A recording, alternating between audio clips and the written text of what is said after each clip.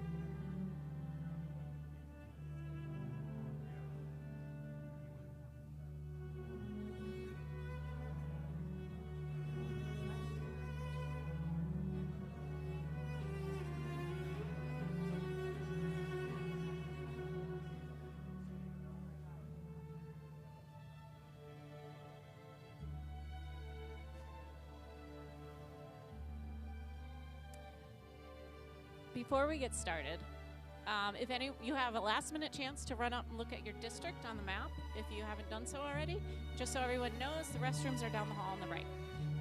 We have a countdown timer here until our YouTube live presentation will start, and we'll start then. So continue for 2 minutes and 6 seconds. Thank you.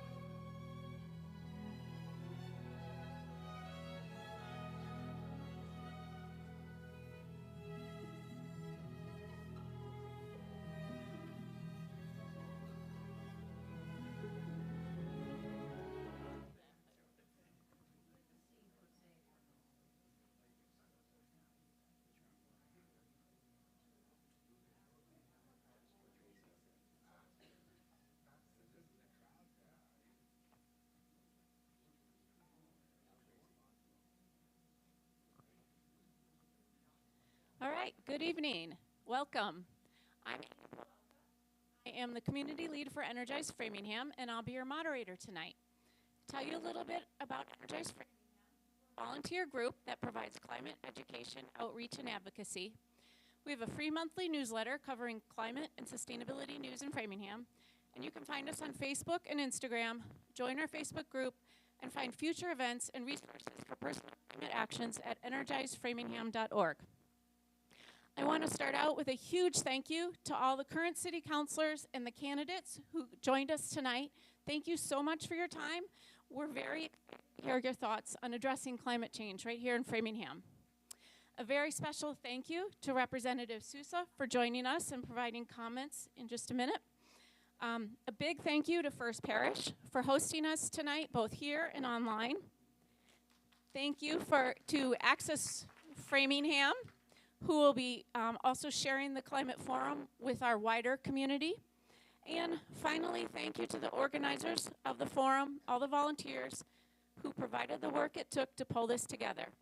The members of First Parish's Climate Action Team, our AV star, Tom Oswald, and many, many volunteers. Reverb. Hold it like this. Yeah. Much better? Yeah. Thank you. All right, on to the format for this evening. First off, the event is being recorded and will be available on Access Framingham and on YouTube following tonight. To start our evening, we're going to hear a welcome for Representative Priscilla Sousa. We're then going to hear from each candidate who will provide an introductory statement that addresses their climate priorities. Next, we will have a rapid-fire yes-no session in which all candidates answer 6 questions and then one final question from us, the organizers. Last but not least, we will have the candidate answer questions from the audience. If you are with us in person, please be sure to write down any questions on a 3x5 card. If you need a card, just raise your hand. And we have 2 volunteers in the back, Maria and Larry, that will be handing them out. We are going to hold those up. We are going to collect all questions by 8 p.m. So make sure to get your questions in early. If you are joining us online, please enter your questions into the comments. All right, let's get started with a big welcome to Representative Priscilla Sousa. She represents the 6th Middlesex District in the Massachusetts State Legislature. Thank you, Representative Sousa.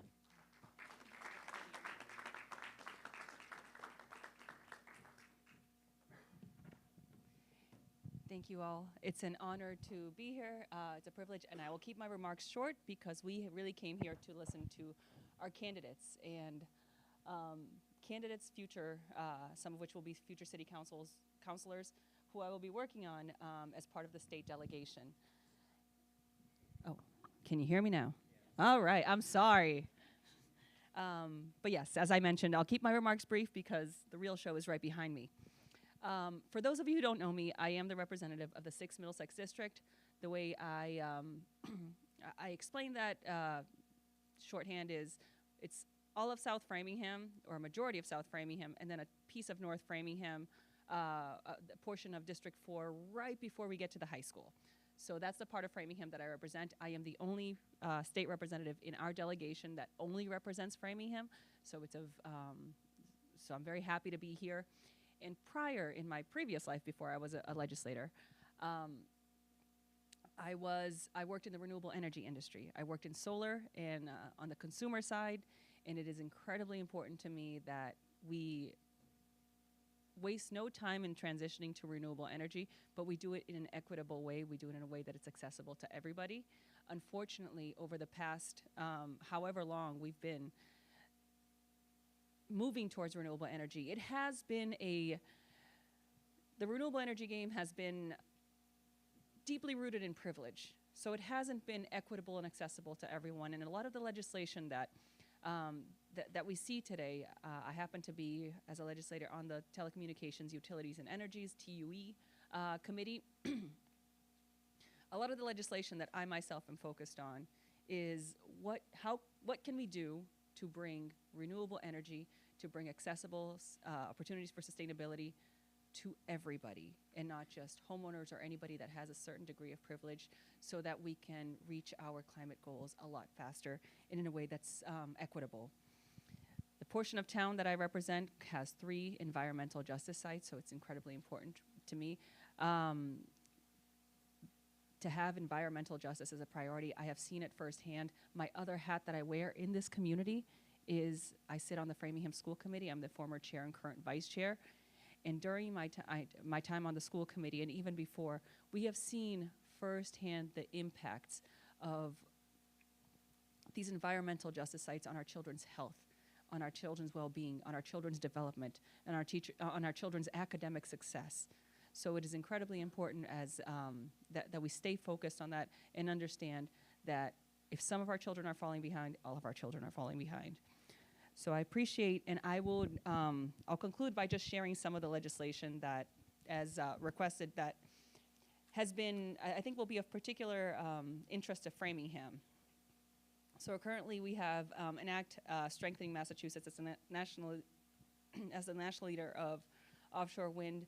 Unfortunately, there are only so many rooftops and canopies to provide solar energy, and we cannot keep up with the demand here in Massachusetts, especially here in Framingham, especially in densely populated areas like in my district.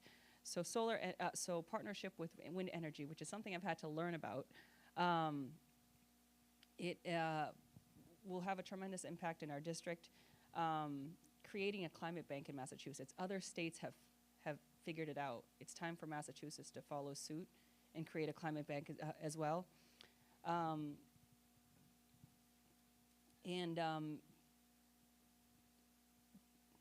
don't have the bill number here in front of me, but there's one bill of particular interest is addressing putting solar on disturbed land, making sure that we are not compromising open space in order to achieve our renewable energy goals. It's incredibly important that we do that, especially in an area like South Framingham where there's such limited access to open space as it is. So with that, and I'm always happy to chat renewable energy and sustainability with everybody. I'm always all ears. I won't be able to stay here for the entire program, but I'm easy to find, I promise you. I'll also conclude with a couple of our budget wins for environmental priorities over this last budget cycle. We were able to secure $21 million for administration of executive office and energy of environmental affairs, $10 million for climate adaptation preparedness, $8.8 million for environmental justice, and $52 million for the Department of Environmental Protection. Now it's, we've secured those funds. Now it's time to keep there's still a tremendous amount of work to do. And without further ado, let's start the, I was going to say debate, but it's not really debate. Thank you, Representative Souza.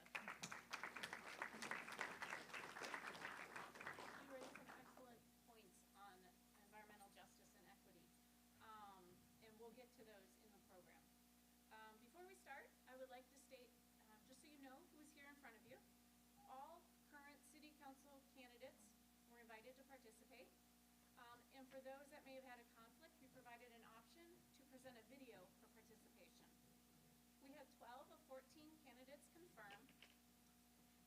Both Councilor Christine Long, District 1, and Councilor Mike Cannon, District 4, both running uncontested, declined our invitation. Additionally, last-minute circumstances also prevented Councilor Janet Lee Bruno, one of our current at-large city councilors, from attending in person, but she was able to provide a video statement for us. Councilor Noah Alexander, running uncontested for District 5, had a last-minute family emergency that took him out of state. And we have one candidate, one councilor that's on her way. So right now, we have 10 in-person candidates here with us tonight, and one video participant. We are going to get to it. We now turn to each candidate's introductory statement. They will each have 90 seconds to make an introduction. We're going to proceed in order by district, followed alphabetically by last name. A reminder to the candidates, 90 seconds. The timer will provide a visual cue when 15 seconds remain. And at the end of your time, you'll see a stop sign, and I will to allow everyone a chance to speak. Okay, a little background to the question. The Federal Inflation Reduction Act of 2022 provides generous funding to municipalities for renewable energy projects. Nearly any project constructed by a local government, like the City of Framingham, is eligible for an average of a 30% tax credit from the IRS. This includes solar facilities, small wind, energy storage, microgrids, geothermal, and EV charging stations in low-income areas. There are also numerous funding opportunities from the state, such as the Municipal Vulnerability Program, that provides funding to address climate resiliency. And we just heard from Representative Souza about all those wonderful funding coming to Framingham. So we asked the candidates this question. How do you propose using the unprecedented levels of federal and state funding for climate action in Framingham? What are your highest priority programs? And with that, I'm going to turn the microphone over to our first answer for the evening. I'm going to ask Councillor George King, who is one of our 2 current at-large city councillors running uncontested, to kick us off. So please, yes, to the podium. Thank you. Thank you. Thank you. And good evening. My name is George King. I am the at-large city councillor, one of the 2 at-large city councillors, and I have been for the last 6 years. I appreciate the opportunity to be here and participate and address the forum. I really find it to be, for me, a learning opportunity. There's all sorts of new things all the time in terms of renewable energy and climate change proposals that we as a city council have dealt with. The Inflation Reduction Act, as just described, is definitely an opportunity that hopefully we can utilize going forward as a municipality, and I would certainly be in favor of that. And one of my roles in the city council is I chair our finance subcommittee, which looks at all our budgets, and I scrutinize personally and hopefully collectively how we spend our money. And I think when you have opportunities for alternative funding streams such as the federal government, and you can leverage that money, especially in building projects, and we're hopefully looking to do some building projects now with a new elementary school at least, and other things. I think that's a great opportunity to put in place many of these ideas that people have and that sometimes are expensive, but certainly in the long run will be beneficial. So I would look forward to the opportunity to use that money to leverage it so we can have some real serious and successful climate initiatives here in Framingham. Thank you. Thank you, Councillor King. All right, and now we turn to Sean Silk, running for District 2 seat.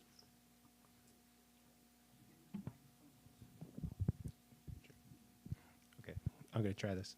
Hi, everybody. I'm Sean Silk. I'm running for District 2 City Council, and I'm here tonight to tell you that my intention is to really represent you and to bring all of your concerns and needs, into the to public view for consideration. So in that way, my answer to the question is really going to be, I want to really see a little bit of progress on all the issues that you care about. I have particular love for trails and open space, so I really do love those, but I also want to see us update our grid and update the just number of electric charging stations that we have throughout the city.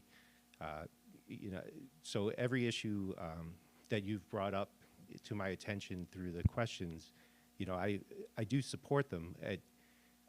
The question, I guess, for me is just how can we get this done? And I'm really looking forward to working with you to figure out the best way of how to accomplish these goals. And I think that's, where we're going to have a good discussion, is just not if it's worth doing, but how we can actually achieve these. So thank you. Thank you. And we turn it now over to Brendan Ward, running also for the District 2 seat. Hi there, everyone. Thank you so much for being here tonight. I'm really pleased to have this opportunity to introduce myself and talk about an issue that I care a lot about. I'm running for District 2 City Council as well, and I care a lot about Framingham and making this the most desirable, best place to live. It's why I moved back here with my wife to raise my family here.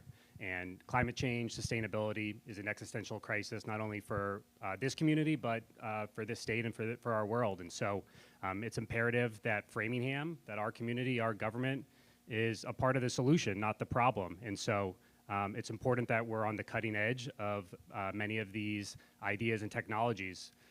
For me, that's specifically transportation and then built infrastructure, which are the two largest producers of greenhouse gas emissions. I would love to see us build more EV charging stations. I would love us to see better emission standards on our buildings. There's lots of other projects that I'm really excited about, whether it's composting, supporting our trails, supporting geothermal projects, all projects that I think are really exciting and that we should do more of. So long story short, I'm really excited to be in this position and hopefully champion some of these efforts. And there's lots of great opportunity to use state and federal funds to do that right now, because I think everyone is realizing the imperative of acting now, not later. So thank you. Thank you. Councillor Steiner, please. Running for the uncontested District 3 seat. Thank you. I'm Adam Steiner. I represent District 3, and thank you for having this forum. I can't really think of a more critical issue for us to be confronting. And Brandon's right, it's existential, but it's also every day in front of us. You only have to open the newspaper to see the impact of the climate crisis on people's daily lives. When I think about what we could be doing in Massachusetts and here in Framingham, I think about three areas. Transportation is a big one, trash, and the third is around building and construction. And honestly, I think Massachusetts could be doing much more. Around transportation, I'm glad that we're going to be electrifying the ride buses, but we should be electrifying the commuter rail. And we need to make the commuter rail a real alternative to driving into Boston. It looks and acts the same way as it did 30 years ago, and that's ridiculous. We need to do better with that. Our trail system, I'm so excited about the Bruce Freeman Rail Trail as an alternative to Edgell Road, which only gets worse and worse. We need to make that a really active part of our transportation network, though, and do more with it. You know, on the Cochituate Rail Trail, you know, the Natick side, you see a little more in terms of signage and sponsorship, and we could be doing that and more in Framingham. We could have, you know, electric bike sharing. We have an amazing electric bike manufacturer right in Framingham. Why not, you know, use them on the Bruce Freeman Rail Trail? On trash, you know, and it's not a party issue. The state is like Democrat, Democrat, Democrat. You know, why are we not taking action on black plastic, on styrofoam? We need to be doing more around trash. Composting, I'm excited that we're forming a composting task force, but we shouldn't even need to do that. Like, we should be investing in composting. If people are not composting at home, they should definitely be using black earth compost, and we should incentivize that. And then around building, you know, we're going to talk about the specialized stretch code. I think that ought to be the law of the land, period. But we can do our part in Framingham by incentivizing it. Thank you.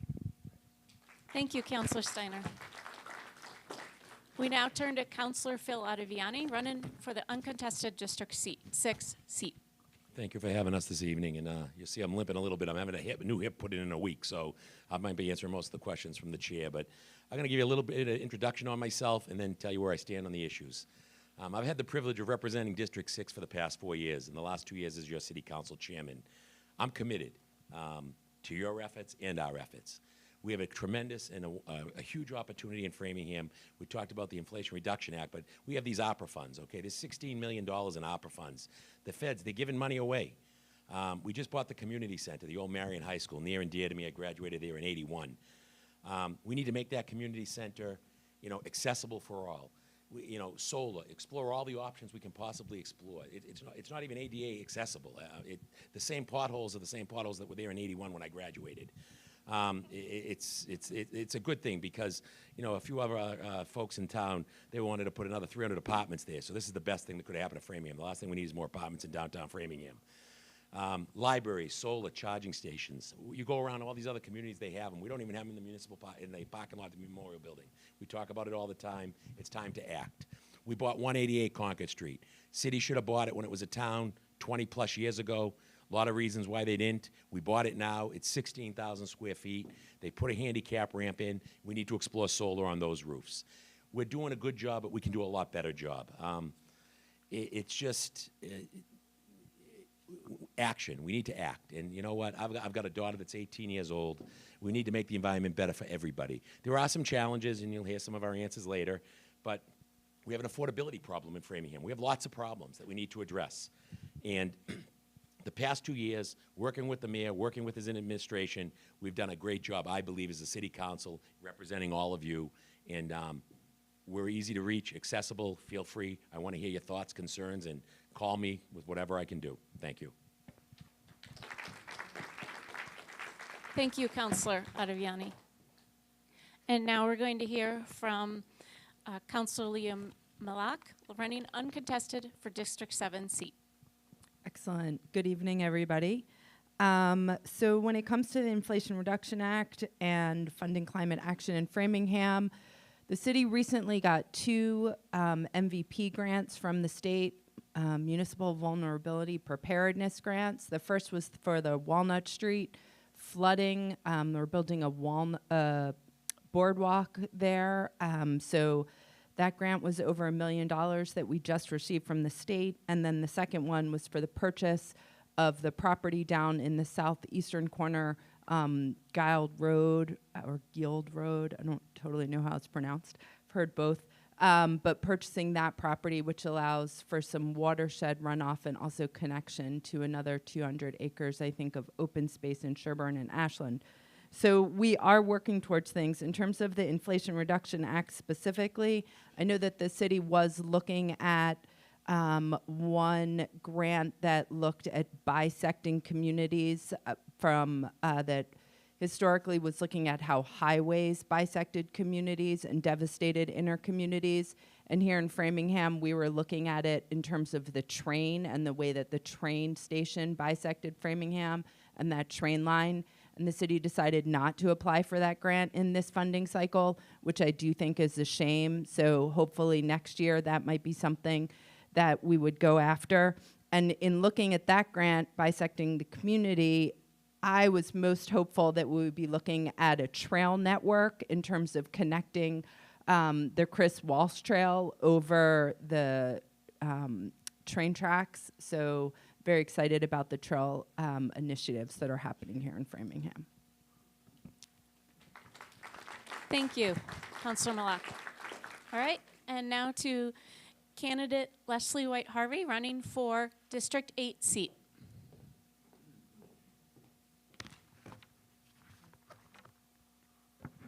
Hi everyone, my name is Leslie White Harvey and I live in District 8. I've lived in Framingham for 14 years and raised my daughters here.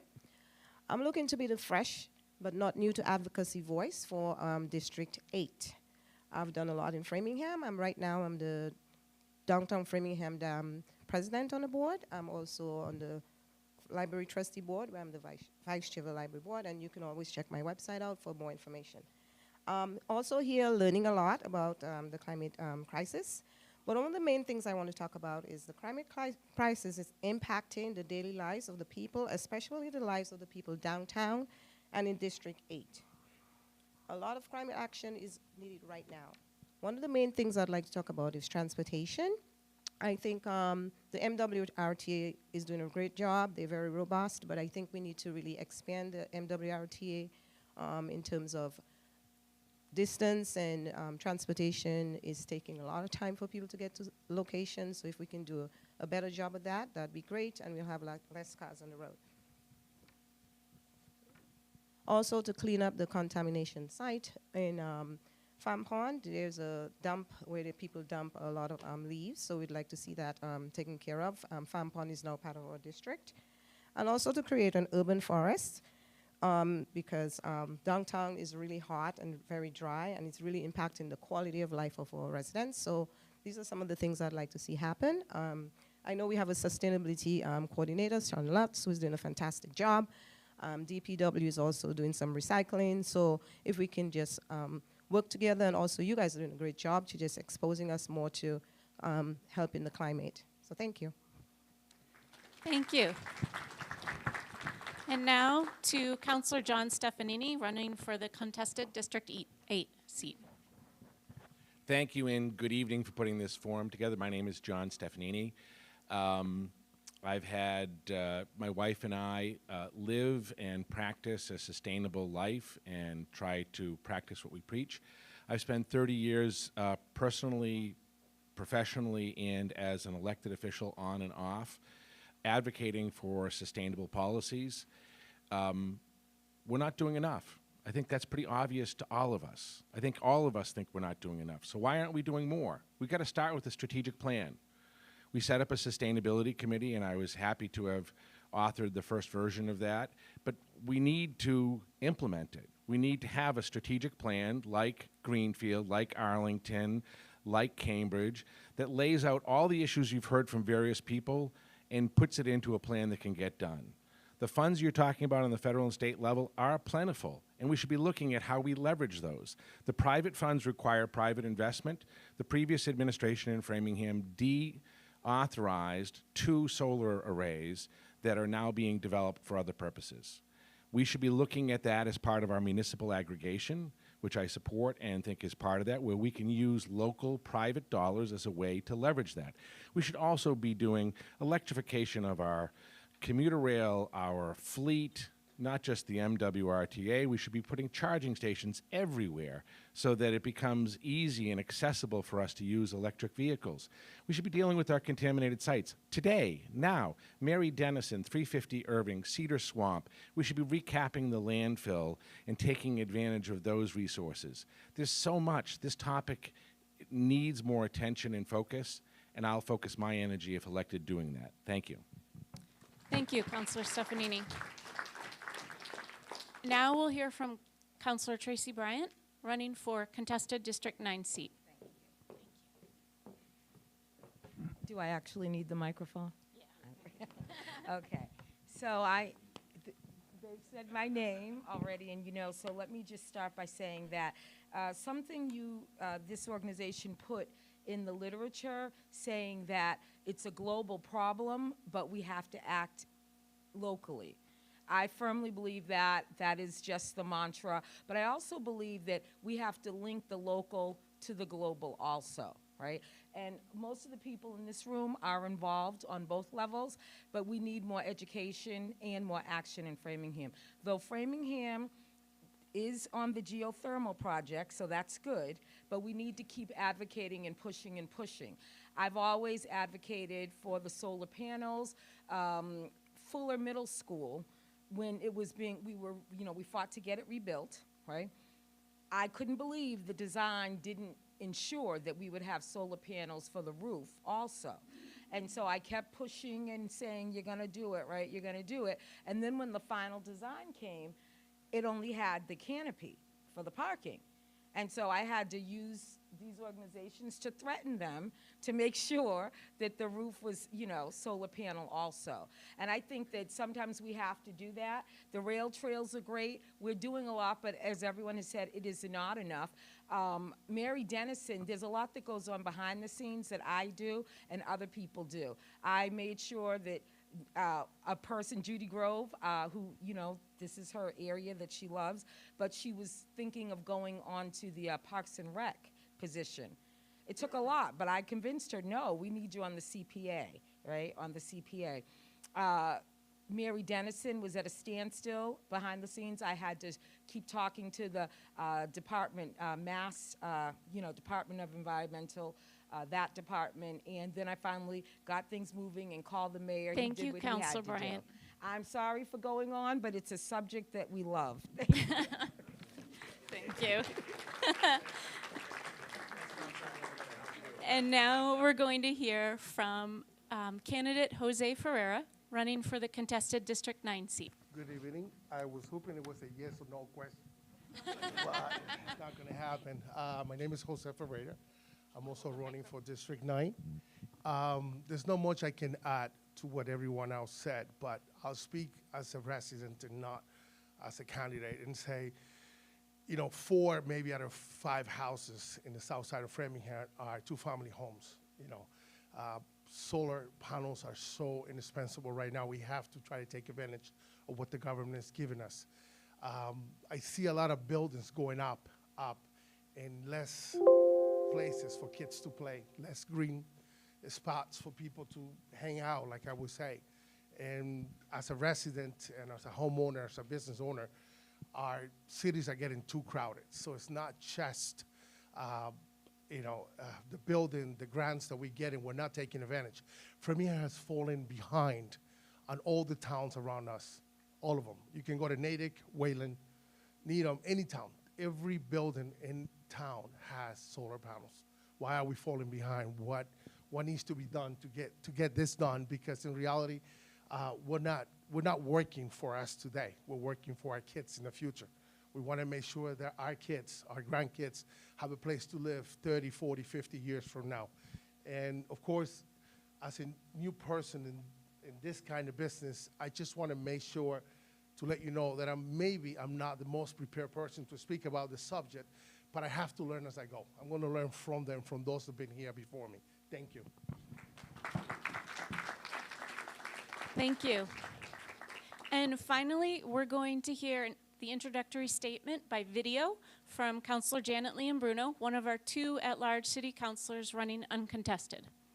It'll be on the screen over here to your right. Good evening, everyone. My name is Janet Liam-Bruno, and I'm one of the city councilors at large running for re-election. I was first elected in 2019. I'm the vice chair of the council. I serve on the appointments and planning and zoning subcommittee, and I'm also the chair of the environmental and sustainability subcommittee. I apologize for not being able to be there tonight in person, but I did want to thank Energize Framingham and the sustainability folks for putting this very important forum together. So to the first question about the IRA Act, the Inflation Reduction Act, which is about $500 billion in new spending and tax breaks that is intended to boost clean energy and reduce healthcare costs and eventually increase tax revenues. I think it's great. I would like to see some of my priorities. I'd love to see the geothermal expanded. And I would also like to see some solar on the roofs and some of the town-owned buildings. So those are kind of my priorities for that. Excellent. All right, another round of applause for our candidates. All right. Thank you. Folks in the audience, remember to put your questions on the index cards and pass them in. We are now going to turn to 6 relatively quick questions for the candidates. These questions were provided to the candidates in advance. For each one, I will read a background statement, then pose a question. The candidates will then hold up a sign with yes or no on their sign to provide their answer. Anyone want to demonstrate? Thank you. Okay, footnotes, yeah. So the yes or no answer is going to take us quickly through these questions, but each candidate does have the opportunity to elaborate on their response to a few of these questions in 20 to 30 seconds. So I will ask you to, if you wish to respond to that question, I'm going to ask you to raise your hand. You'll have a microphone brought to you, and you can state your concern. Councilor Liam-Bruno was unable to join us tonight. As you saw, she did provide answers to the 6 questions in advance. When her answer was no, I will state the concern she noted as she approved. Once more to the candidates, please limit yourself to responding to a subset of questions that are most important to you and that you can address in 20 seconds. Thank you. Okay, the first question. One previous barrier to installing solar panels on schools is that only private companies could use the tax credits. The Inflation Reduction Act has now enabled municipalities to take tax credits for solar installations.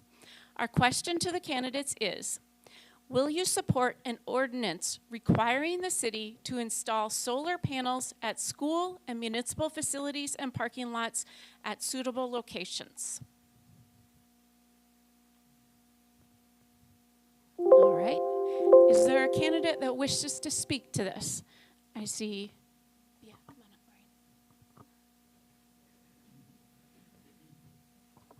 up, Ryan. So first, I'll just say that there's a perverse incentive to say no so that I can speak more. But What I will say is that on new construction, new buildings, I think that is a very great idea. For existing buildings, I would want to know a little bit more about what does it mean to require, because I think there needs to be some flexibility, there needs to be some common sense solutions, but I would love to see solar on as many buildings and city-owned facilities as possible. Thank you. And we'll pass the mic to Councilor Bryant. Hi, I'll just say quickly that the time is now and that we have to get solar panels on as many buildings as possible. Even when I was on the school committee, they should be ready for, as they replace roofs, to retrofit them solar panel, be working on that, okay? Because, you know, we were pushing for it then. So the time to act is now. 2050 is really kind of late. You know, all the plans to end by 2050 to catch up. We really need to catch up by 2030 at the very least. Thank you. Excellent. All right, on to the next question. Framingham has proposed to build a new elementary school for the south side and to remodel Hemingway Elementary School. Many school buildings in Massachusetts are being built to be fossil fuel free and net zero.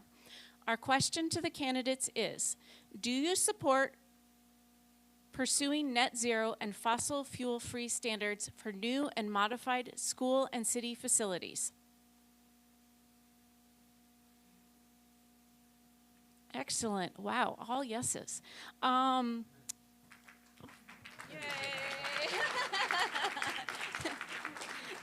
Is there anyone that wishes to elaborate upon this question? Yes, please. I just want to say, you know, a school in the south side of Framingham will help so much with traffic. Will help so much with a lot of parents that have to wait 45 minutes to an hour and a corner waiting for their kids, because a lot of these kids are in the north side of Framingham, and it's going to alleviate a lot the traffic that we have to go through on a regular basis. So I'm looking forward to it. Thank you. Thank you. And Thank you.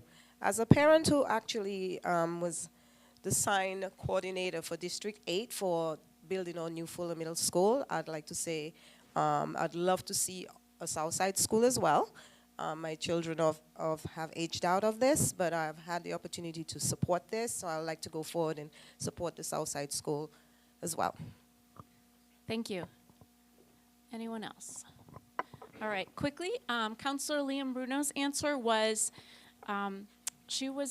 said that we are heading in this direction, that saying all net zero, I don't know if we can commit it to this at this point. I do think that is the goal. So that was her response. Okay, on to question 3. All landfills in Massachusetts are projected to be full within a few years, driving the costs of trash disposal up. More than 20 municipalities offer some support for residential curbside composting programs, which reduces methane gas emissions from landfills. Mayor Sisitsky has just created a composting task force to evaluate food composting options for residents. Our question to candidates is, do you support the city financially supporting residential curbside composting? All right, another unanimous answer. Fantastic. Is there, I see Councilor Bryant and then Councilor Ottaviani. And I will just say that it says we all can say yes, and there is a task force, but we need to have some deadlines, some time frames for when they're going to come forward with something. I mean, I don't think we mean in 5-10 years, right? And I do want to point out there are challenges. I was like, well, how much will it cost, and you know, that kind of thing. But we can't afford to not pay for it. We just have to find the way to do it. If we're looking, if we say yes and we look in that direction, then we will seek the necessary solutions. There's a way to do it, and we need to do it. But I also need to have people on the task force that can speak to about apartments also being able to compost. I was going to say what Tracy said, so I'll pass, and I concur in her remarks. Thank you. All right.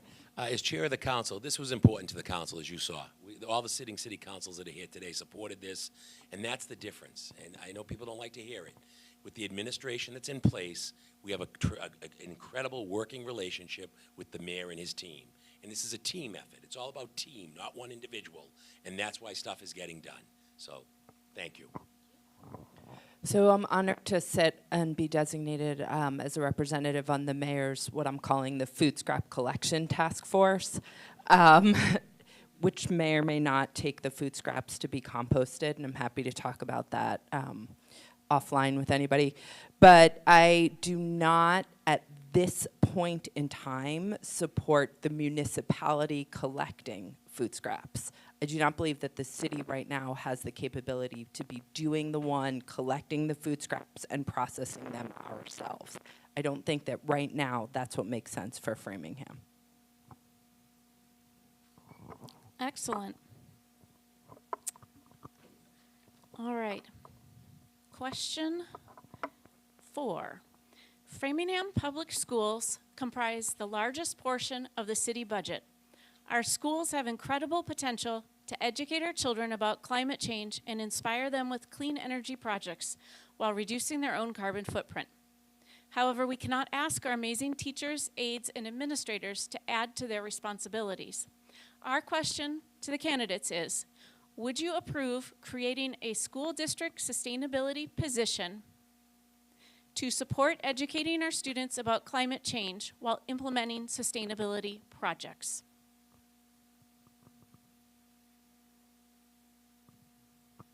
Excellent. And who would like to speak to that? Bunch. I see Sean, then Brandon, and then George, and then Tracy. Last question, Tracy? Last one you're going to address? Okay. Lorraine, can you give him the mic? Lorraine's going to give you the mic. Charlie, mic. Thank you very much. Hi. Thank you. One of the things that I want to see the city do is start to consolidate positions into more of a government side, because I feel like the city can reach out to all residents and not just the family of the school members. The schools, I feel, have a lot on their plate already. They're working on transportation issues and education issues. So I really like to see this position on the city side, and I think Sean Luz is doing a great job. I'd like to see him, get another person and be able to not only support this initiative, but other initiatives as well. I think your tax dollars are better spent that way. Thank you. So I would just say that I think the school department, the school committee has actually done a good job of putting forth a position of what a sustainable school system would look like. The devil's in the details and in the implementation, and that hasn't been as quick as we'd like to see. The Fuller project is one example where we're still waiting for those solar panels to go online. Brophy is the only other school that we see that. I'm excited to see that next month they're voting on solar panels for Farley, but school buildings are a really low-hanging fruit for us to get more solar in the city. Thank you. And to Councilor King? I generally agree with those statements. I think that it's very important to do this and incorporate. I'm not completely convinced that talking is about as close as I can without out or something, or is it? Anyway, can I start my 20s? Causing all sorts of problems here. Sorry about that. Anyways, I think the school department should definitely have this in the curriculum. I believe it is. I believe it's an important thing. As a former educator, I worked in the school district 20 years ago where we started doing these types of things successfully throughout our curriculum, had our buildings and grounds people. We have some really good programs in place. I'm sure the school department can do that, but I agree with what Sean said. I think if we're going to start dedicating positions, it should be in one central location so we have a unified approach as a city as we go forward. Thank you. Can you come up? Sorry. Okay, I was confused. I said, are they saying that you want the city to pay for this, that position, or the school committee? The question is, would you approve creating a school district sustainability position? Right, but we don't have the purview. The school committee would do that, right? for the schools. So that's their purview. But I would support them doing it if they want to. But I think that they have a budget that can sustain that if they want. But also, however they do it, they already do sustainability projects and whatnot. But we need to have a sustainability curriculum. Sustainability needs to drive every subject. People learn better when they have something to practically apply it to. So sustainability needs to be central in the curriculum, but they can do that, and if they need to bring in outside people, they can. Thank you. Yes. Okay. Question 5. I have to say, these are really great conversation points. I'm enjoying this. Thank you, all of you. Yeah. Okay, the question. Urban heat islands are places where the hottest days become even hotter due to the amount of paved surfaces and lack of cooling green spaces with tree cover. Framingham's South Side residents live in the hottest part of the city. Our question to the candidates is, would you support city spending to add green spaces? Another round of applause, folks. Fantastic. Who would like to speak to this one? Councilor Steiner, and then Wesley, and then... I was going to set it out, but I see I get up to 3, and I hadn't set it up at all. So I think it's rare that we have the opportunity to do that, but we absolutely must. And 2 things I would point out. One would be the Mary Dennison Park is finally being cleaned up. The history of that location is really a disgrace, but it's going to be an absolute gem on the south side. The other thing we should be fighting for is the closing of the prison on the south side. If we could get rid of that and release that space to be green space, commercial, whole residential, all sorts of amazing things. Thank you.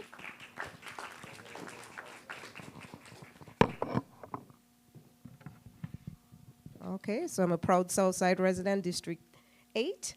I agree that the prison, again, should be used for the space, green space, but I want to also share that throughout my campaign, I've made the effort to go to almost every park in our district and have the residents come. I think there are gems in our community. I've done, I hope to do Farm Pond and Cushing. I've done Mary Dennison. Not Mary Dennison, I've done Anna Murphy. I just did today before the rain came. We did Bates Park and Washaken Pond. And we also did Roosevelt Park. So I believe we should not only have the green space, but also access it and use it. So I've been encouraging the residents to come and join me there. So thank you.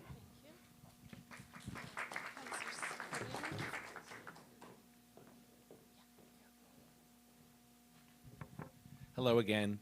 I think that we need to deal with our contaminated spaces, and we've talked about that. One of the things that I've been working on, and I believe Keep Framingham Beautiful has just done a spectacular job in focusing us, cleaning our community, but also beautifying our community, is a program to plant 600 trees along Route 135. And we've got some private investors that are coming in. We've got to work through the logistics of it. But the idea is to figure out how, as part of a master plan for that area, we do create a green canopy. And I'm committed to that. Thank you. Thank you. Jose Ferreira? I just want to say that it's actually something that he said, keep Framingham beautiful. We need to maintain what we have. We have to try to keep green what is green right now, but I see more buildings and more buildings going up, and the city is just growing so fast, it's not going to be any other spot to put a park for kids. So we have to watch out how we keep giving access to these outside companies to build buildings rather than building parks. So we have to try to have the city buy more property so we can make it into parks. Thank you. All right, last question in this section. Much of Framingham's building stock consists of older buildings. These buildings often house seniors, renters, or low or moderate income folks who may not have the authority or the money to make upgrades like insulation. Sometimes residents cannot even take advantage of free insulation because they can't afford to fix a leaky roof that's required to be fixed before insulation is installed. Our question to the candidates is, would you support allocating city funds to retrofit older residential buildings to improve residents' health and the energy efficiency of the buildings?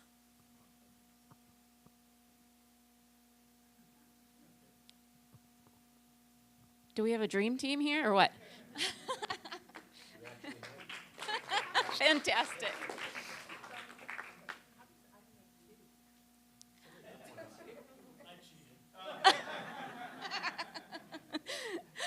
Who would like to? Yes, Councilor King.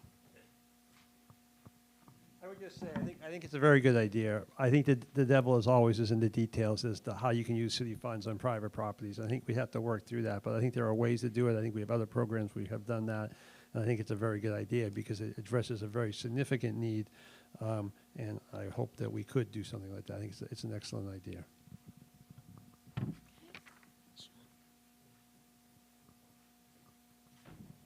Thank you. One of the ideas I put forward early were residential tax credits, and I really think that we could use tax credits to help alleviate some of the property tax burden on people who can't necessarily afford it, and they can invest that money back into their home in other ways. So you could use that power that the city council has to encourage people to modernize. Thank you.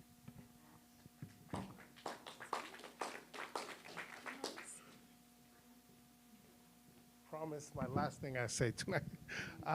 Something strange that I always see is that people in the South Side who has one family home because they don't have the right amount of size of lot to create their family into a two-family home.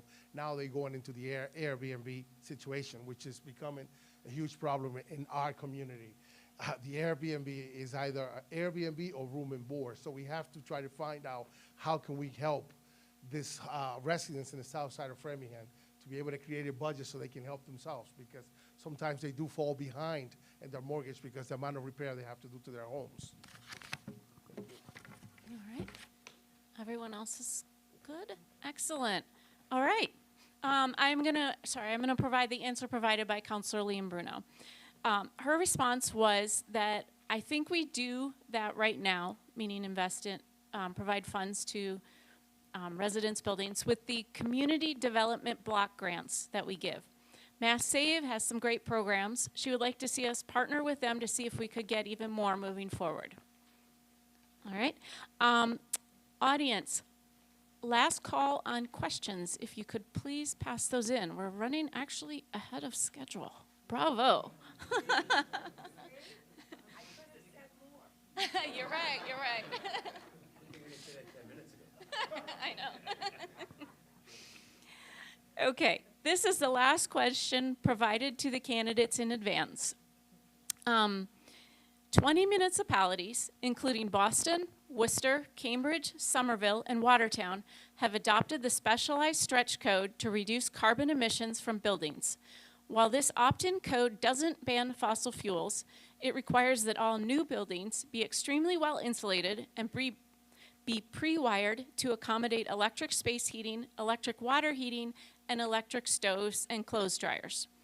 Our question to the candidates is, do you support adopting the specialized opt-in stretch code for new buildings in the city? Why or why not? Every candidate is going to have 90 seconds to answer this question. Again, the time notice will be given at 15 seconds. We'll ask you to come to the podium, assuming that is easily for you. So once again, we're going to start with our at-large candidate, Councilor King. Thank you. Thank you. First of all, I'd like to say I am not in any way an expert on the stretch code and the details of it. My general feeling on this is I understand the concept behind it and the ideas behind it, and I think that there's certainly things that make sense. I would be hesitant at this time to outright adopt it as a city councilor in Framingham, because I think I am concerned about the law of unintended consequences that could happen when something like that is adopted in one municipality. When it only sounds great that 20 other municipalities have it, but that also means that 331 others don't have it, and that puts us on a different playing field, and it's going to have a major impact on things like housing costs and even when people go and do repairs to their homes and change things in their homes. So I think we'd have to understand all those details. I'm familiar with a couple of the communities where it has been adopted, and there have been some implementation problems.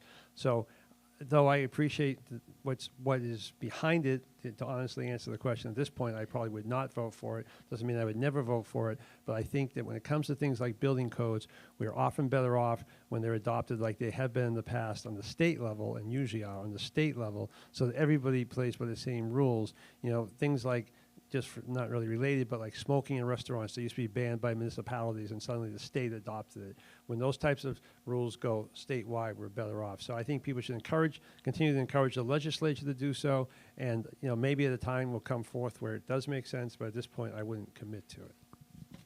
Thank you. And now we're going to turn to Sean Silk, again running for the contested District 2 seat. Thank you again for this evening and for giving me the opportunity to answer your questions. I would not be in favor of adopting it right now. I did have to learn a lot about it after reading this question, and I was in sales for a hot second, and one of the things they tell you to do is give people a low, middle, and high option, because they'll usually go with the middle option, and that's usually the one that people want. And I think right now we have adopted the code that was the middle choice. I would be concerned a little bit about the economic use of money, as far as if we use a stretch code that raises prices and makes housing less affordable in the city, if that is actually benefiting the residents, if they're using all of the options they now have. You do have to build towards the future, but I do think we're accomplishing that by using the middle option code.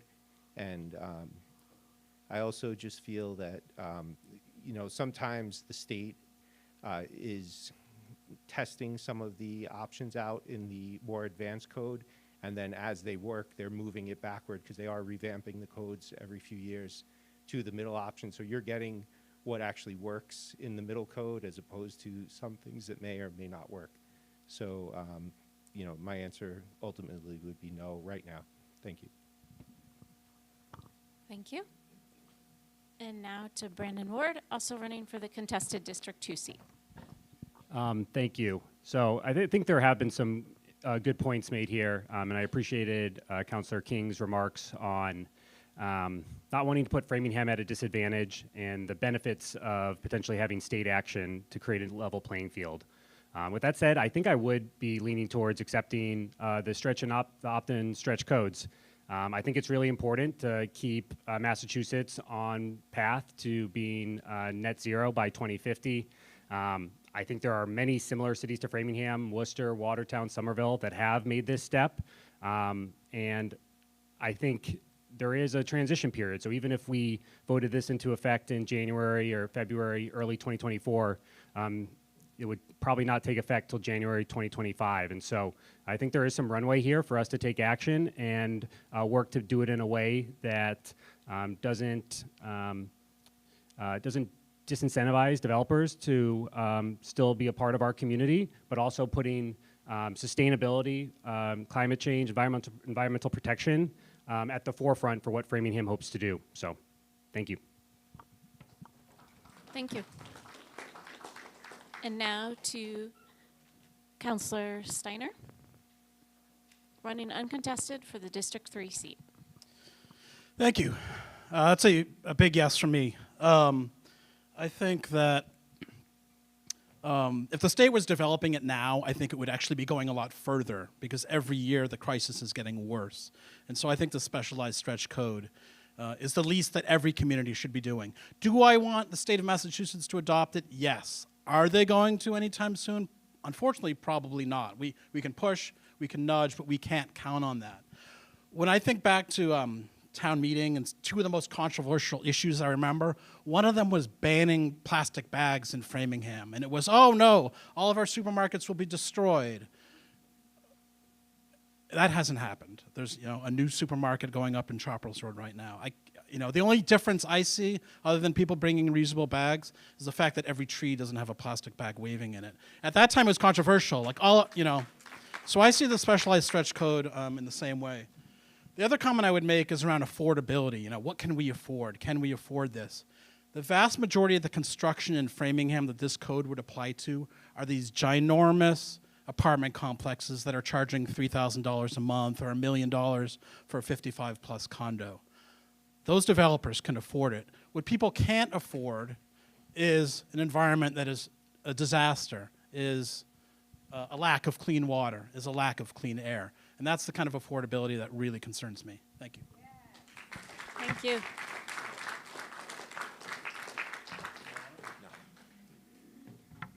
Hi. I have to concur with Councilor King. At the present time, I wouldn't vote for it. We've had our COO, Mike Tessino, former building commissioner, tell us the pros and the cons. If the state adopts it, so be it. The city of Framingham, you know, Councilor Steiner talks about the $1 million homes, but the single-family home, you build a duplex in Framingham, and first-time home buyer buys a half a duplex for $599. That stretch code's going to apply there too. I supported the adoption of the last stretch code. It was very controversial when we had town meeting. It works. Homes are much more energy efficient that are built today.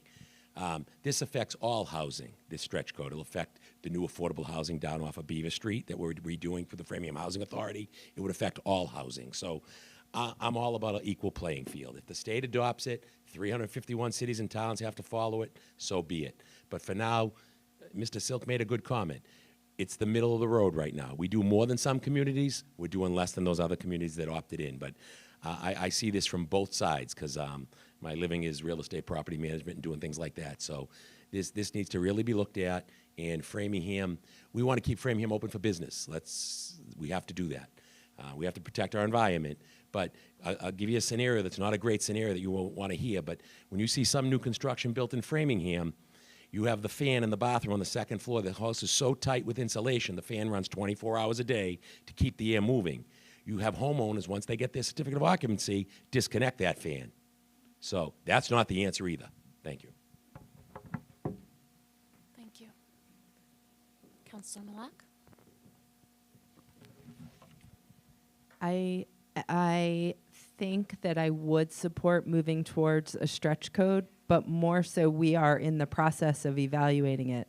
I sit on the City Council subcommittee or Environmental and Sustainability subcommittee along with Councilor Liam Bruno and Councilor Alexander. And at our June meeting, we actually talked about this stretch code. And the conclusion of that was that our building inspector and our COO, as was mentioned, who was our former building inspector here, agreed that they were going to host a forum. I don't know that that was the word that we used, but that they were going to convene a group, and we agreed actually 2 times, once during day hours, once during evening hours, for having that conversation and finding out what people are thinking, specifically what people are concerned about. So I know the question is, what do I support it? But I'll say that if you support this stretch code, I would encourage you to reach out to the environmental subcommittee and find out what the status is of that report back from the building inspector. Thank you.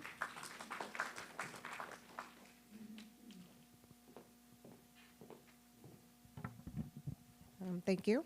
I'm learning a little bit about the stretch code too, but I think we need to look at it closely. I'm not sure if I'll support it. One of my main concerns though for my district is affordable housing. We have a lot of apartments downtown and in my area that's like $3,000 for a 1-bedroom, 2-bedroom. So that's one of my concerns. So I'll maybe learn more from other cities what they're doing.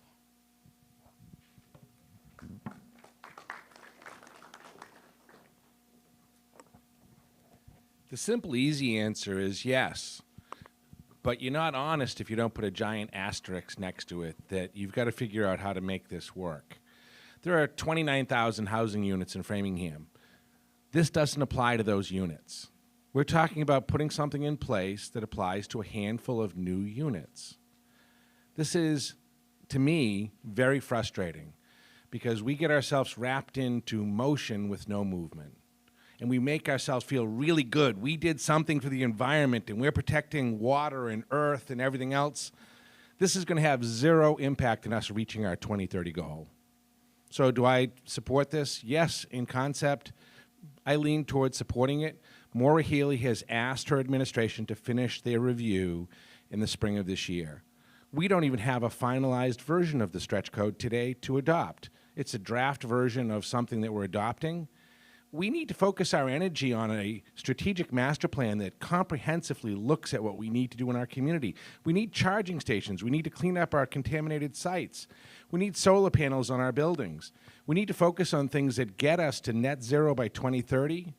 The stretch code is not amongst that. Is it a good idea? Yes. Do I support the idea? Yes. But let's focus our energy on things that are meaningfully going to get us to 2030. Thank you.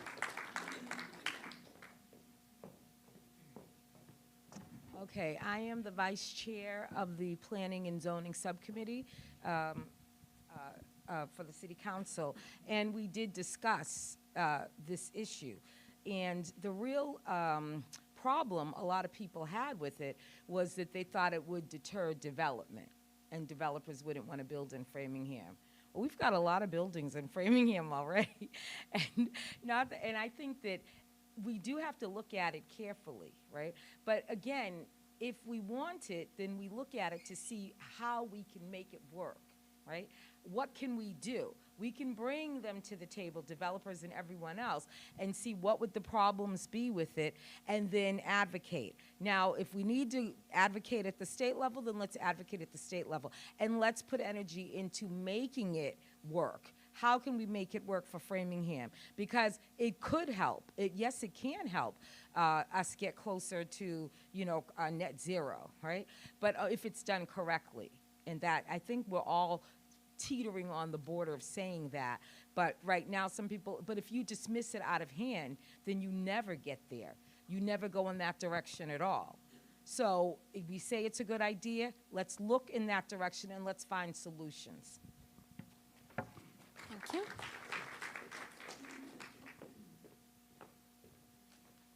Hi. So I'm looking around. I'm trying to figure out how many of us are going to be here 60, 70 years from now. If you talk about money, yes, about 3 people. You, and Mary Kay, and that gentleman. So we have to think about what are we debating here. We're debating the future of this planet. We're debating their grandkids' future, not ours.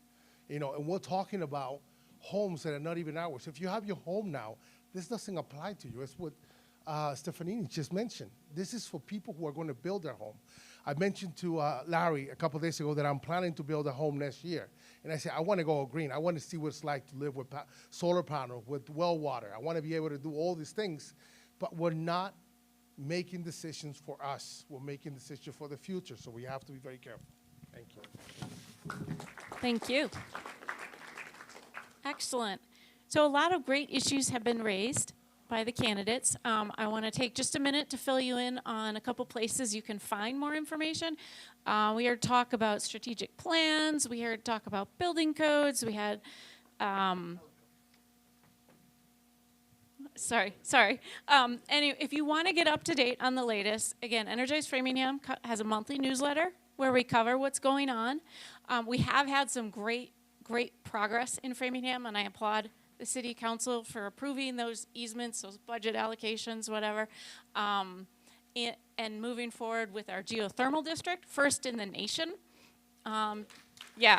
So we have a lot of opportunity in our community, and we just want to keep this progress moving and accelerating. And I am looking for my audience questions. I think they're walking in the door. Time out, he says. Wow, ahead of schedule.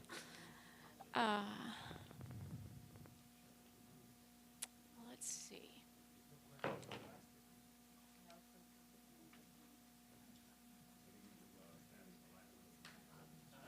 It's a risk.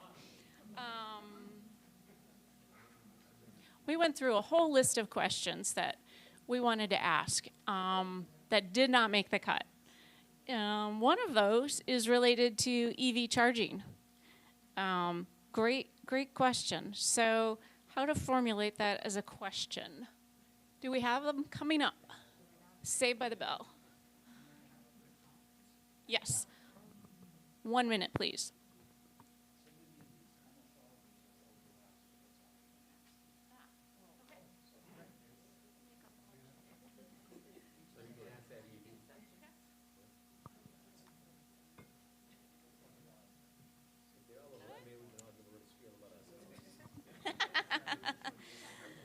Is there anything on EV charging? You guys are very attentive, and most of your questions went right to the point of the questions that have already been asked, which is why there's a little bit of hesitation here. Are there any EV charging? EV charging? Nope. No. All right. All right. Let's have a question about EV charging stations. 60 seconds each. All right. So what do you think we need to do to get more of them here in Framingham? Let's go in reverse order, starting with Mr. Ferreira.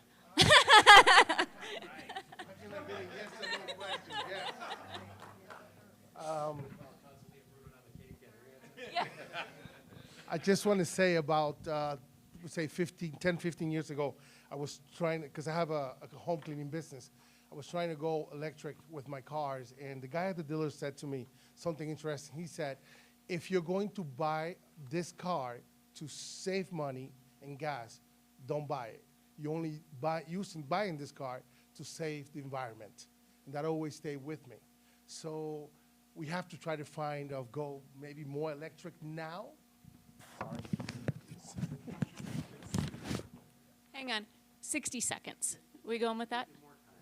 Thank you. Great. I thought I got, but anyways, I don't know much on the subject because I state gas. I know that some states around the United States are trying to be all electric by 2030. I think it was California that I read. I just think that this is the way to go. We have to get away from fossil fuels at all costs. Thank you.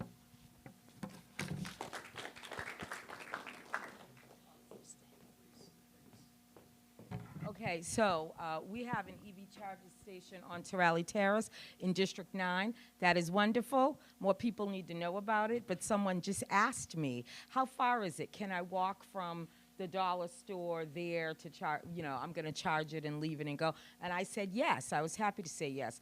But we do need more cars, electric cars. We need more advertising, more encouragement to people to buy electric cars, and if they have the cars, they're going to want the charging stations. But having one where it is now, I think will encourage more people to look into it. So I think it's a great thing. Thank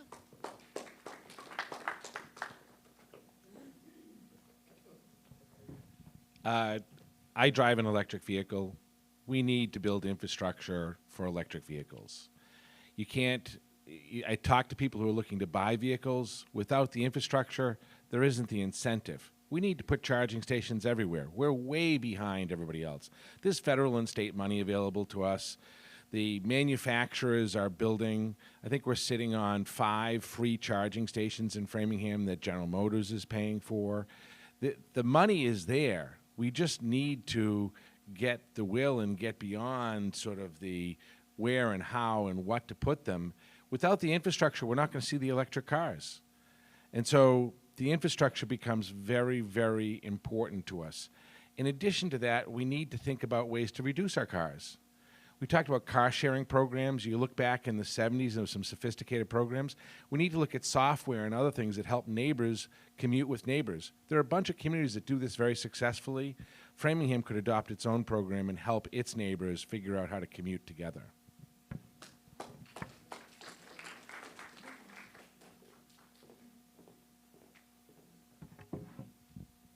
I do support EV charging stations, and I know we have some at shop as well, but to be honest, a lot of us can't afford electric cars. I'd love to be able to have an electric car myself to do this. So we have to figure out how we incentivize people to be able to afford the cars in the first place. So even if you build the infrastructure and people can't afford the cars, then it's kind of a waste of time. So we have to figure out what orders. They put in the cart before the horse, okay?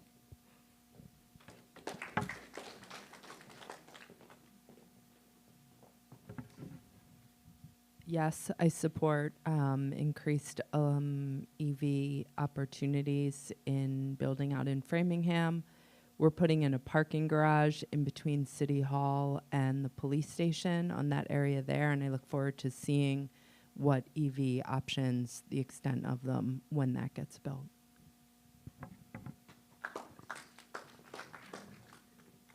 I'm going to sit on this one. I thank you and I apologize, but we need more EV stations. I'm looking. My daughter's getting a new car, so we're looking at Jeeps, and they've got hybrid Jeeps. They've got different kinds of Jeeps. But when we built our new home in Framingham, we've got it ready for 2 charging stations because that's what the world is coming to. So we built a new house in 2019, and we were proactive. But we need charging stations to make it convenient for people. You know, you don't want to take your car to Shoppers World, have to charge your car at Shoppers World. We need them around town. We need them in the libraries. We need them in our municipal buildings. And Councilor Malik said it best. We're going to build a new parking garage in between the two, the Memorial Building and the police station. Hopefully, in the city's wisdom, it'll be a 6-story parking garage because that's what's needed to alleviate all the problems. Because we're going to be getting a new courthouse in downtown Framingham. For the folks that don't know that, the Danforth Building will be a new regional court system. It's years out, but we're going to have to accommodate all those vehicles and those people coming to do business in Framingham. But that's a huge success thanks to the Senate President and the leadership in the State House. Thank you.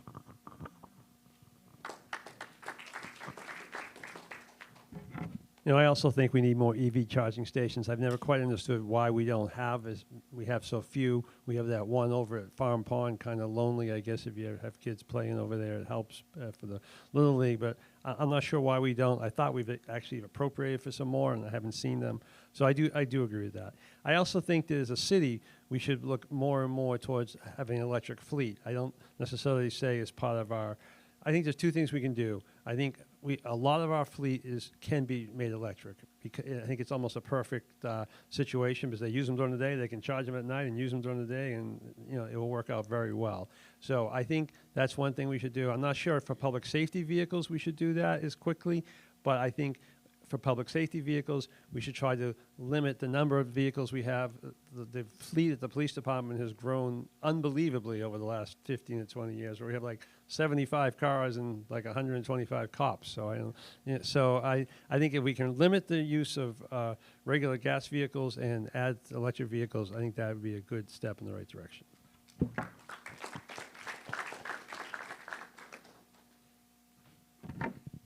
I mean, there's been a lot of good stuff said already. One thing I would add is the specialized stretch energy code is a good way to create more charging stations because it mandates that these big apartment complexes have them, which a lot of them do not. So hopefully that is adopted statewide. The other thing, I mean, it definitely hits home. I have a 16-year-old who's starting to angle for a car, and the cost of the car actually is reasonable because of federal incentives. But putting in that charging station in the garage these days is so expensive. We need to, and I know there's grants available for businesses.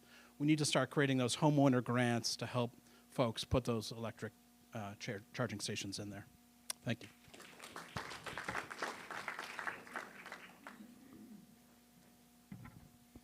So a lot of people have already talked, so it's tough to say something new and original. But I think EV charging stations are a huge priority.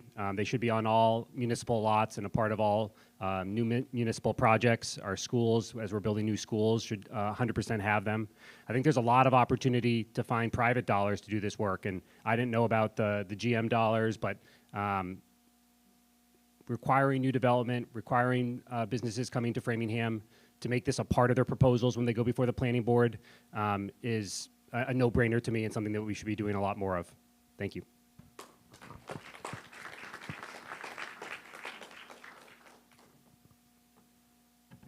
Thank you, and I'm going to just pretty much echo what everybody else said. I do think we need to have more charging stations in Framingham. The location, I would be looking at putting them where people actually live, so it's convenient for them, because I think it's nice to have them in Shoppers World, but you really need them near residences, as we have more apartment buildings and more duplexes, more multifamily homes. We really need to find a way to make charging stations available where people are at night, because that's the easiest way to get it done. I know that the state really authorized a cord cover for cars so that they could drive over the cords without impeding sidewalks or anything like that. So simply investing in something small like that might make a big difference for people and their ability to buy a electric vehicle. Thank you. Excellent. Thank you all. I'm going to take moderator's liberty here and refer anyone who's interested in an electric vehicle to check out the resources on energizeframingham.org. You've heard about some incentives, some mass save programs for chargers are out there. So if people are interested, take a look at energizeframingham.org. All right, on to our next question. How do you intend to focus on engaging with environmental justice populations while pursuing any climate actions in the city, as those communities are most likely to be disproportionately affected by climate change? Do we want to have a, yeah? The south side of Framingham, you heard Council Stefanini and other councils bring it up. You know, my first 2 years on the city council, we had an environmental subcommittee. I think they met 3 times, okay, if they met 3 or 4 times. You know, in my wisdom, I was allowed to appoint folks to the different committees, and I truly believe that Council Liam Bruno and the committee we put together for the environmental committee has done a great job with Sean Lutz. You know, Mary Dennison, it's a disgrace. It's an absolute disgrace. But we've negotiated with Dennison Manufacturing. They're going to pay 82% of the cleanup, 82%, south side. 350 Irving Street, another disaster, okay? When I was on the zoning board, we limited the permits for the businesses there. It was Landscape Depot. Maybe people are more familiar with Landscape Depot than where 350 Irving is. And we had kept allowing them to have permits and operate because Eversource stepped up and started to clean it. And General Chemical, again, Senate President, Dennis Giambetti, former city councilor, they've advocated. Thank God for the Senate President in our districts from Ashland that can get us the money, because General Chemical, we got tens of millions of dollars, or that'd still be a disaster. So thank God we've got the people we have in the State House at the present time. Thank you.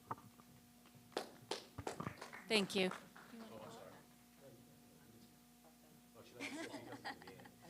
Yeah, we could just hand it off. We're all answering this, right? Yes. Okay. So we have started doing this work in coordination. Sean Lutz, our sustainability coordinator, has been working with NADIC. We have a climate liaisons group that has been working there, a multilingual group that has started to do this work in terms of understanding what residents' concerns are and how they're feeling they will be impacted by climate change. So my understanding, I could be wrong, is that some of those climate liaisons are still staying on and working with the city. So that's the first thing. And then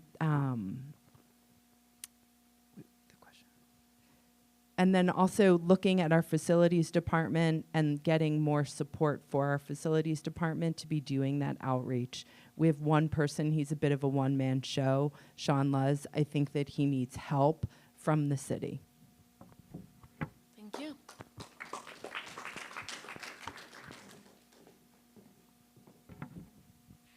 Everybody mentioned Sean Lutz. I already mentioned him first. Remember that. I'm going to take credit. He's doing a fantastic job, but I think, like Leo Romanek said, he needs more support. One of the things I think we can do is to not only say what we want to do, but to reach out to the residents, have some community meetings, have stuff in multi-language, and really make a real good effort, even figure out how people's work schedules. In the south side, a lot of people work second shift, third shift. So have multiple times people can meet, so that, and with translators at all times, so that families are able to actually have the input, not just the counselors, because that's who we represent. Thank you.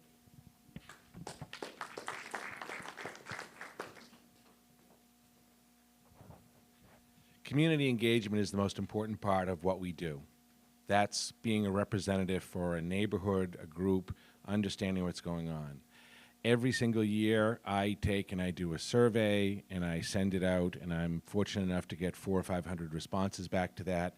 I do it in multiple languages, give people an opportunity to participate. I bring the environment into every single conversation I do, and I do lots of conversations with lots of groups. I proactively reach out, as Amy and Larry and others know. I don't wait for you to call me, I call you, which you may or may not like. But this is an important issue. And to me, the most important thing we can do is listen to the residents of our community and our neighborhood. Because the best ideas I've had when I spent 10 years 5 terms in the legislature and as a counselor come from voters. Listening to voters is what it's all about, and how we in turn use our skills and our energy to make those practice.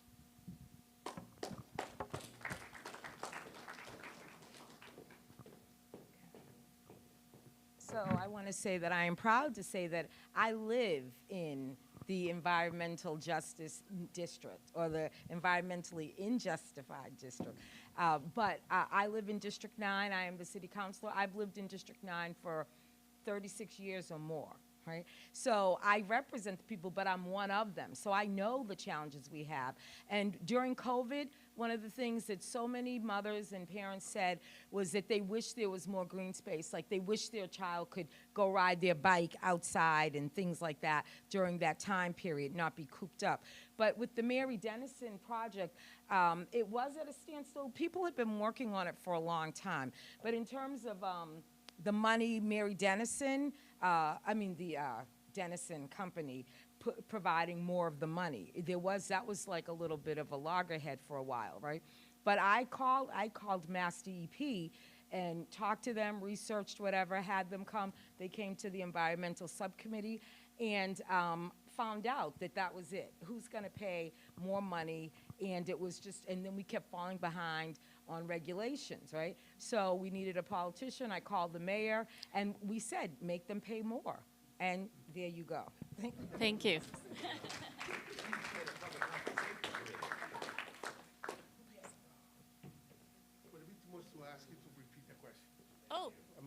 Yeah. It took a while to get there. Yes, absolutely. So the question is, how do you intend to focus on engaging with environmental justice populations while pursuing any climate actions in the city, as these communities are most likely to be disproportionately affected by the impacts of climate change?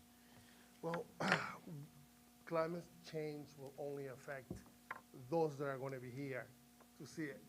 So we need to start working. Can you use the mic? Oh, sorry. So we need to start working in our kids. I think that the key to this is to teach the kids about the climate change. We need to teach our kids what it's like, what it's going to be like for them 30, 40, 50, 60 years from now, because we know how to recycle. It's our kids the problem. And I think that's what we have to target. Our vision is to see and say, okay, we cannot keep fixing the roads for the kids, but fix the kids for the road. So we have to teach our kids how to take care of the environment, not us, because we know how to recycle. Thank you.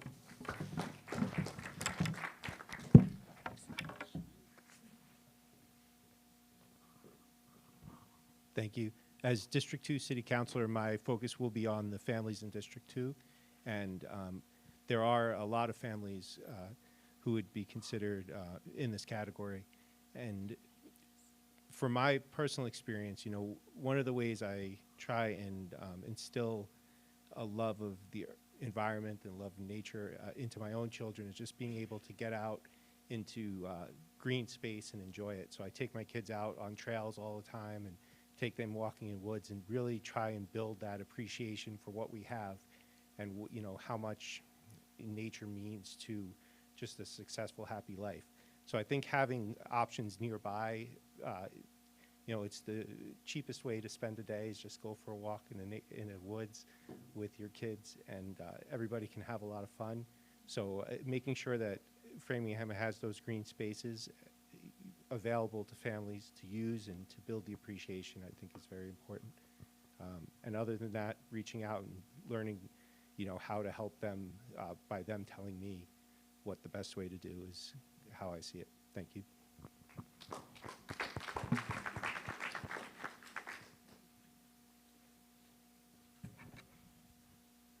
So I would say that the easiest way to bring others into the conversation is not to think that we, the City Council, City Hall, Framingham city government is the ones that have to do that work. There are already lots of really engaged citizens throughout our community, and especially on the south side. There are lots of organizations that already have those relationships established.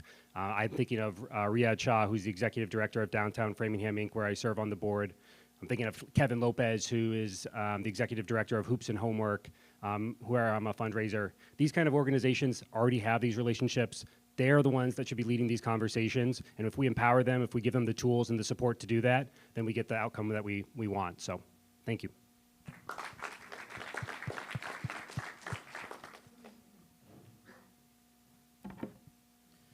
First thing we have to do is make sure we continue to have these centers where people gather all around the city, so that we're not, focused just on our own district. So when I think about enhanced, reinvigorated Mary Dennison Park, when I think about our community center downtown, that's going to bring people together. I also think about the work that the city's done to try and make sure that we're doing more in terms of translation and making sure our communications go in multiple formats. People have mentioned Sean Luz, but that creation of that position and the hiring of Sean is so critical, and we need to continue to give him the resources he needs so he wants to stay in Framingham. So if you see him, please thank him for his work, and I continue to ask him, what do you need? What can we be doing better to support your work? The last thing I would mention is that representation matters, so we need to continue to elect people like Tracy Bryant in the community. We need to continue to demand of the mayor that he appoints people to our various boards who represent all of Framingham, not just geographically by district, but in all different walks of life. Thank you.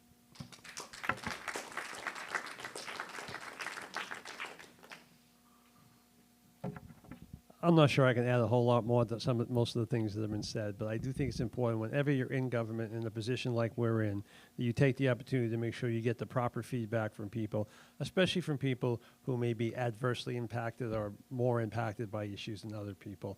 I think overall our government is set up to do that. Sometimes we need more participation. We have participation in some areas, not in other areas. I hope we can continue to fill in those areas that we don't. I think groups like this are a great place, I know, for me to learn, to hear, understand what people are thinking about and what's important to people. So I appreciate the opportunity tonight to be here, and I thank everyone for their feedback.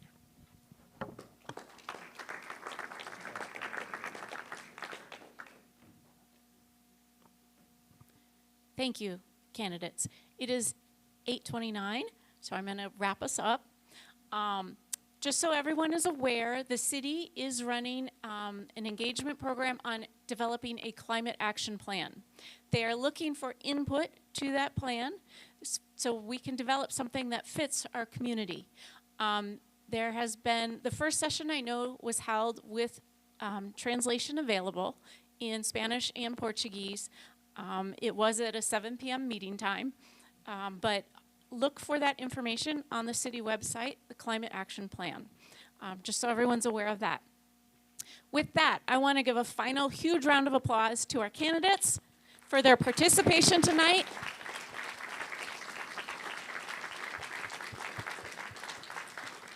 Thank you all so much for your service to Framingham. Please join Energize Framingham online, energizeframingham.org, on Facebook and Instagram. Thanks to everyone here for coming out on this rainy night. Thanks for people that are live online with us. And thank you for showing us that, demonstrating that climate matters. Once again, the event was recorded and will be available online. That is it for tonight. Have a wonderful evening. Thank you.